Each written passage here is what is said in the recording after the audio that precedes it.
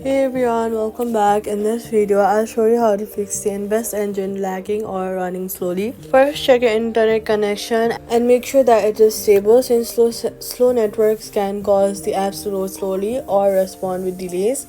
Next, swipe up from the bottom of your screen.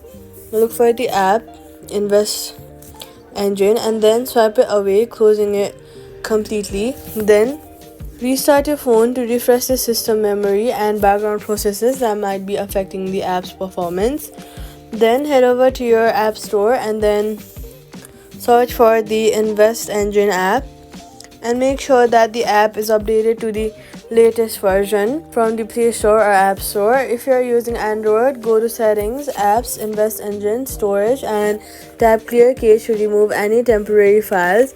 Also, head over to your Settings app and then go to General, then go to iPhone storage and make sure that your device has enough storage space, because low storage can cause apps to run slowly. If the issue continues, long press on the app icon, remove app, delete app, and then delete the app. Then go to App Store, search for the app and reinstall it again to a fresh version. That's how you fix the InvestEngine app lagging or slow performance. If this video helped you, do not forget to like, subscribe, and turn on notifications so you never miss another helpful guide.